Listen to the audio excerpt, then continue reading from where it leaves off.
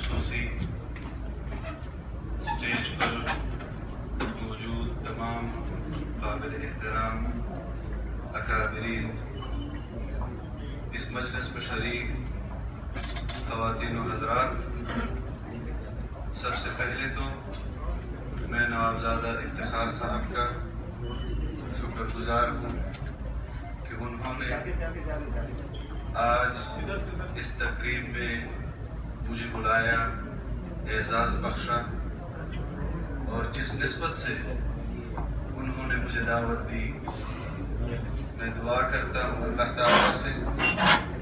کہ اللہ تعالیٰ مجھے اس نسبت کی لاج رکھنے کی توفیق عطا فرمائے۔ نوابزادہ نصر اللہ خان صاحب کو میں نے زندگی میں اس وقت دیکھا تھا جب میرے چہرے پر داڑھی نہیں تھی، اور یہ ملاقاتیں ہر دور میں میری عمر کے ساتھ بڑھتی چلی گئی۔ میں جامعہ خیر المدارس میں طالب علم تھا، یہاں پر تو نوابزادہ صاحب کی سیاسی زندگی کا تذکرہ ہو رہا ہے، لیکن نواب صاحب تعلقات سیاسی ہوں یا سماجی ہوں، ہر طرح سے تعلقات میں وزادار ہوں۔ جامعہ خیر المدارس میں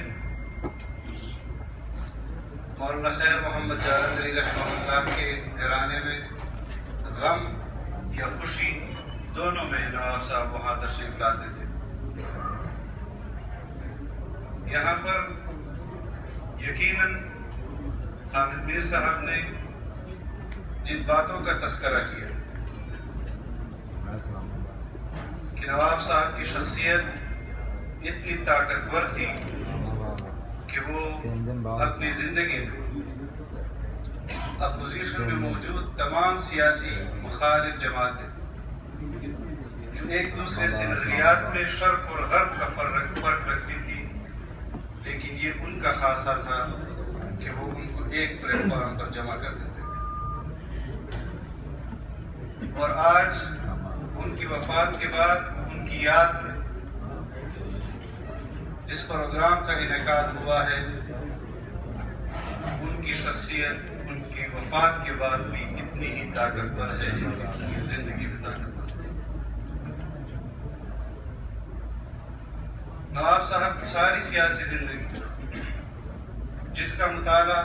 میں نے اس کم عمری میں کیا ہے، میرے خیال میں موجودہ سیاسی قیادت، سیاسی رہنماؤں، سیاسی پارٹیوں کے لیے انہوں نے کوئی عذر نہیں چھوڑا کہ یہ پارٹی اس وقت موجود قیادت وہ قوم کی کسی بھی خدمت سے عذر پیش کرے اور پیچھے ہٹ جائے۔ نواب صاحب نے اپنی جاگیر اس سیاسی میدان میں نصف کر دی، لیکن قوم کی خدمت میں صف اول کا کردار ادا کیا۔ انہوں نے اپنی زندگی کے 12 سال یا شاید اس سے بھی زیادہ جیل میں گزارا، لیکن پھر بھی انہوں نے اس قوم کے لیے اپنی خدمات پیش کی۔ جس ذوق میں وہ تھے، حامد میر صاحب نے ذکر کیا، لیکن انہوں نے اس ذوق کو بھی عذر نہیں بنایا اور آخری دم تک سیاسی محاذ پر لڑتے رہے۔ ہم شاید ان کو بابائے جمہوریت کے نام سے یاد کرتے ہیں، لیکن وہ اپوزیشن کی علامت تھے پاکستان کے اندر، اور کمال صلاحیتوں سے انہوں نے ہمیشہ اپوزیشن جماعتوں کو متحد رکھا، اور اس قوم پر کبھی بھی بحران جب بھی آتا تھا اس سے ان کو بچانے کی کوشش کرتے تھے۔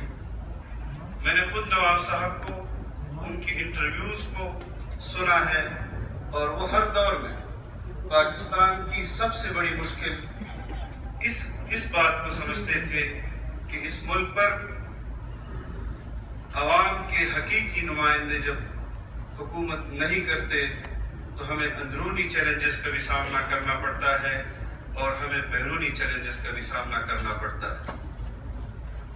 کیونکہ جو لوگ حکومت کے حیثیت سے ان لوگوں پر مسلط کیے جاتے ہیں، ان کے اندر وہ جذبہ، وہ صلاحیت نہیں ہوتی کہ ان چیلنجز کا مقابلہ کر سکیں۔ آج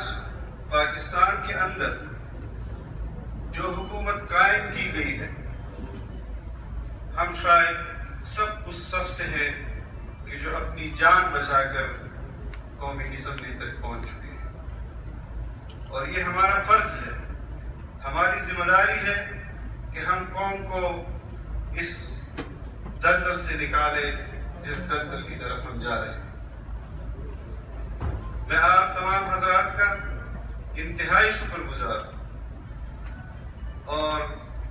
دعا کی درخواست بھی کرتا ہوں کہ نواب صاحب کے ساتھ ہمارے خاندان کا جو تعلق تیسری نسل میں منتقل ہو چکا ہے، ہم اس تعلق کو اسی لذت کے ساتھ، اسی محبت کے ساتھ آئندہ آنے والی نسلوں میں منتقل کریں۔ میں آپ تمام حضرات کا بہت شکر گزار ہوں۔